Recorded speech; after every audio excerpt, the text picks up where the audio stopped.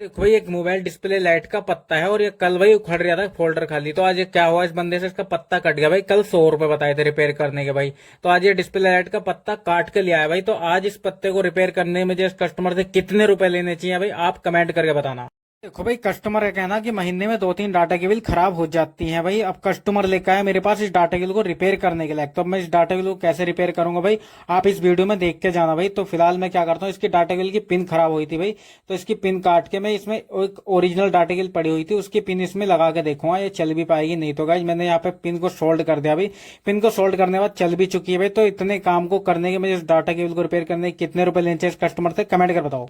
भाई जियो के keypad phone में कस्टमर का कहना टाइप सी चार्जिंग जैक लगाना भाई। टाइप सी चार्जिंग जैक इसलिए लगाना भाई, हर हफ्ते मेरा जैक ही टूट जाता है, कभी उखड़ जाता है, कभी टूट जाता है भाई। तो इसमें एक टाइप सी चार्जिंग जैक को कैसे लगाते हैं और लगाने का सही तरीका क्या है भाई, आप इस वीडियो में देखो भाई। और मैं इसमें एक टाइप सी चार्जिंग जैक जो लगा रहा हूँ भाई, इस जैक को लगाने के मुझे इस कस्टमर से कितने रुपए लेने चाहिए भाई, आप मुझे कमेंट करके बताना भाई। देखो यहाँ पे मैंने जैक उखाड़ के वो वाला और मैंने यहाँ पे सोल्डिंग करके यहाँ पे टाइप सी चार्जिंग जैक को फिक्स कर दिया। अगर आपको वीडियो पसंद आई तो चैनल को फॉलो कर दे।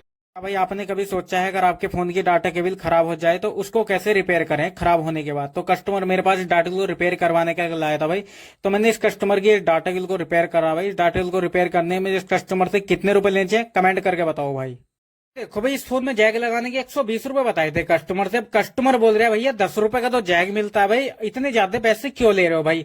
भाई तो आप खुद देखो भाई, ये कौन सा वाला जैक है भाई। इस जैक को लगाने की मुझे इस कस्टमर से सही रेट क्या होगा भाई, आप मुझे कमेंट करके बता दो।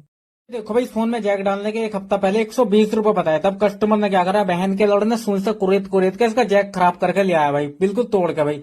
अब लेकर जैक डलवाने के लिए। तो बताओ मुझसे जैक डालने के बहन के लौड़े से सुबह से कितने रुपए लेने चाहिए कमेंट करके बताओ। और वीडियो बनाती ये देखो भाई, जियो के फोन में जैक लगाने के 80 रुपए बताए थे कस्टमर से। अब कस्टमर बोल रहा है कि 5 रुपए का तो जैक मिलता है भाई, इतने ज्यादा क्यों ले रहे हो भाई। आपके यहाँ पे इस जैक को लगाने के आप कितने रुपए लेते हो भाई, कस्टमर से कमेंट करके बताना भाई।